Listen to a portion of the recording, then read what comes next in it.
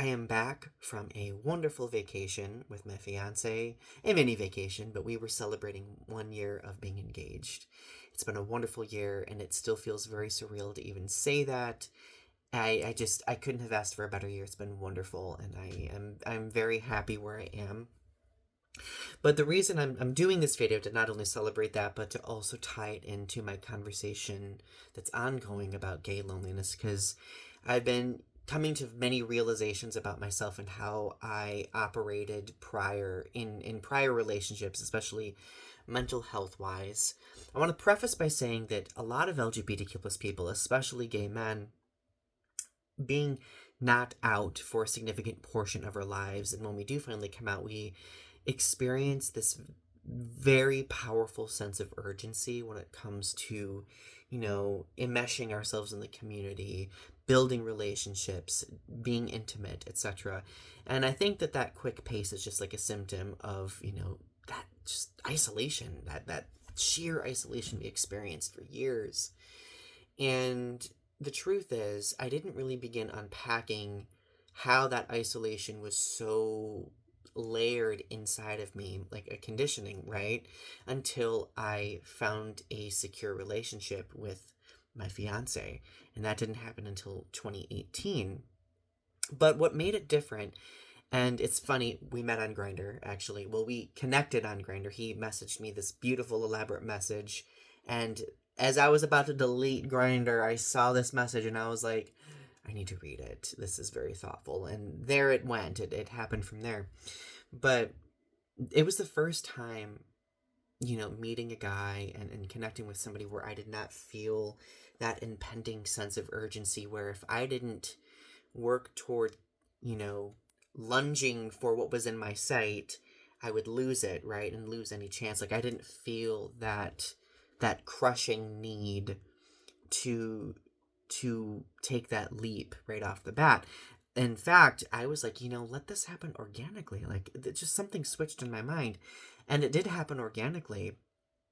That first year of our relationship, I continually had people ask me, like, well, when are you moving in? When are you getting married? And the truth is, I think media has gotten so used to seeing gay men operate so quickly that, like, those questions just seem to be kind of subliminal. Like, oh, you've been together for a month, when are you moving in? When are you getting married? And mind you, for those who have only been together for a month, they do make those very important decisions, and that pacing works for them. That's totally great. But for me, like, that pacing has always kind of spelled doom in the past, and there are many relationships in which that did happen for me. But, I ended up moving in with my fiance after a year, and we moved in right when the pandemic happened. We survived the pandemic.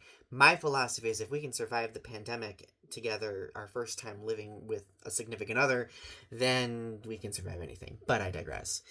But at a certain point, like, everything just happened so organically, and we did not feel a pressure or that urgency to move forth. And I think that's because at the point we're in our lives, maybe we've made some peace with that gay loneliness, where we've been able to disempower that really difficult pressure that I think we always just feel this need to meet.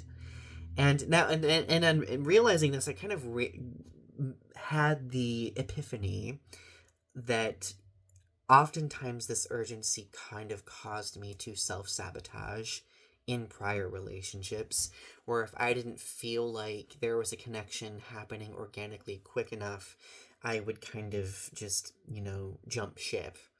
And now, mind you, there were some other reasons where many other relationships ended, but that was kind of something that was always in the back of my mind. But for this, that organic progression felt so different, and that was the kind of switch point in my mind where, like, I kind of refocused from that conditioned urgency to the, let's continue building this foundation in a healthy way. And I can only attribute that to the fact that, this relationship has allowed me to kind of really revamp my own perceptions about relationships, my own realizations about my mental health, my gay loneliness. Having access to therapy has also very much been instrumental. And fast forward to now, my fiance and I we recently bought a house within the last 2 years. We are making plans to get married, and we feel so secure in that pace, like we feel so secure in not having that urgency. Now, that conditioned gay loneliness is in the back of my mind still, because I feel like it sticks with us no matter what. It's all about unpacking it, though. Like that gay loneliness that lingers is always like, Donny, is this a figment? Is this just a dream that you're experiencing? Is this, one of those lofty dreams that you had when you were at your loneliest in your 20s? And because I always remember that people would be like, oh, you'll eventually find a secure relationship. And I always just kind of eye rolled, because at that time it just felt like people were spouting platitudes. And sometimes they were. But I also just think that when we allow ourselves the opportunity to heal from our trauma, when we allow ourselves the opportunity to build those experiences, and we do finally find that secure relationship, that allows us to have the tools, the more effective tools to maintain that relationship, So, I don't know. I am really happy, and I know that there are so many other lonely people out there right now. And I guess I'm not here to give advice, mostly because like I think that, again, I don't want to like fall into the cliches of like, oh, you won't find someone unless you love yourself, because I don't necessarily believe that. I feel like that a lot of people who don't love themselves end up getting into relationships. So whenever people spouted that platitude to me, I was just like, okay. But I do think a lot of it does hinge on what we've been conditioned to believe about ourselves, about relationships, the trauma that maybe we've not addressed yet. I think once we can begin working on all of those things, we put ourselves in a more secure position to find someone, to invite someone into our lives.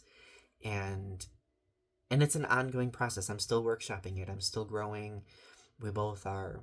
But the fact that we are secure at this point where we can grow together, I think that's empowering. Anyway, share your thoughts in the comments below. Thank you again for always supporting my videos, for listening, for allowing me to be vulnerable in this space with you. And ultimately for you, thank you for being vulnerable in the comment sections of these videos. Many of you have been sharing some very intimate details, and I just want you to know that I really appreciate that vulnerability. Anyway, don't forget to click like and subscribe too. Anyway, love you all, and have a good rest of your day.